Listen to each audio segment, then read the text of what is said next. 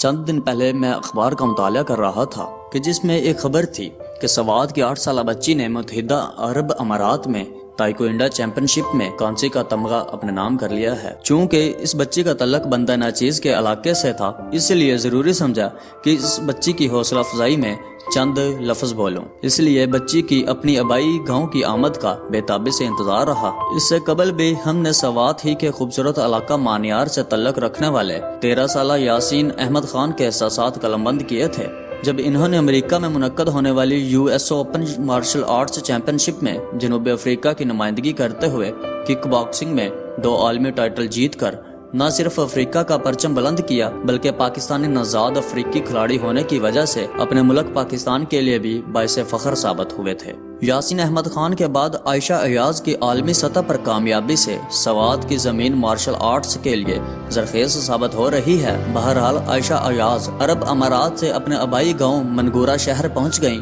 تو سوات کی دیگر صحافی برادری کے ساتھ ہم بھی کانجو سوات کی ایک نجی مارشل آرٹس اکیڈمی میں ان کے لیے چشم براہ تھے۔ جیسے ہی وہ اپنے اکیڈمی میں داخل ہوئیں تو حاضرین خوشی سے جھوم اٹھے۔ ان کا پرتپاک استقبال کیا گیا اور پھولوں کی پتیاں نچھاور کی گئیں۔ اس دوران ان کے والد ایاز نائک کے چہرے پر فاتحانہ مسکراہٹ تھی۔ عائشہ خان نے اپنے تاثرات میں ہمیں کچھ اس طرح شریک کیا: میں تیسری جماعت کی طالبہ ہوں۔ شروع میں مجھے یہ گیم انتہائی مشکل لگ رہا تھا، لیکن آہستہ آہستہ سیکھ گئی اور کھیل کے ساتھ لگاؤ بھی بڑھتا گیا۔ متحدہ عرب امارات میں عالمی تائیکوانڈو مقابلے کے 3 مقابلوں میں 2 جیت کر کانسی کا تمغہ اپنے نام کیا تو انتہائی خوشی ہوئی۔ میری کامیابی کو گاؤں میں سراپا گیا تو میرا حوصلہ بڑھ گیا اور اب میں مزید محنت کر کے ملک کے لیے کھیلوں گی۔ عائشہ کی کامیابی پر ان کے والد ایاز نائک نے کچھ اس طرح اپنے تاثرات بیان کیے: عائشہ ملک کے 15 کھلاڑیوں کے ساتھ UAE میں منعقدہ تائیکوانڈو چیمپئن شپ کے لیے منتخب ہوئی، جو ان 15 میں سے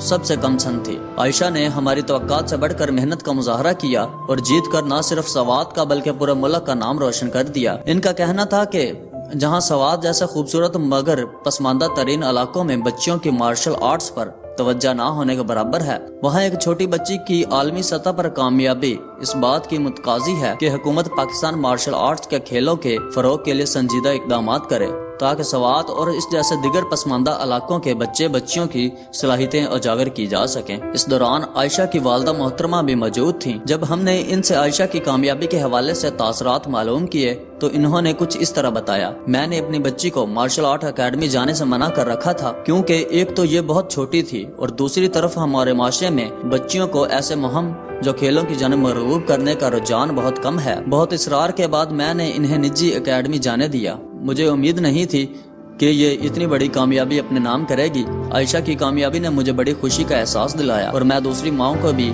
تاکید کرتی ہوں کہ اپنی بچیوں کو ان کی پسندیدہ کھیلوں میں جانے سے نہ روکیں۔ عائشہ کی اکیڈمی میں کھیلنے والے ایک اور 16 سالہ طالب علم کیسر کہتے ہیں: اس کھیل میں کامیابیوں کی سیڑھیاں چڑھتے ہوئے مختلف رنگوں کی بیلٹس پہنائی جاتی ہیں۔ عائشہ آخری بلیک بیلٹ عبور کر چکی ہے جبکہ میں اس سے نیچے درجے والے یلو بیلٹ پر موجود ہوں۔ عائشہ ہمارے لیے بھی امید کی کرن بنی ہے۔ اب لگن کے ساتھ کھیل رہا ہوں اور امید ہے کہ بلیک بیلٹ تک پہنچ جاؤں۔ ان تمام تر تاثرات کو سننے کے بعد ہم نے یہ نتیجہ اخذ کیا کہ کسی بھی کھیل میں کھلاڑیوں کی کامیابی اور ناکامی کا دار و مدار کھلاڑیوں کی حوصلہ افزائی پر ہے۔ ملک میں کھیلوں کے میدان آباد کرنے کے لیے والدین کی جانب سے مدد کے ساتھ ساتھ حکومتی سرپرستی بھی ناگزیر ہے۔ امید ہے کہ موجودہ حکومت جو کھیلوں کو ترجیحی بنیاد سمجھتی ہے، کھیلوں کے میدان آباد کرنے میں عملی اقدامات کرے گی تاکہ نوجوانوں کی پوشیدہ صلاحیتوں کو اجاگر کیا جا سکے۔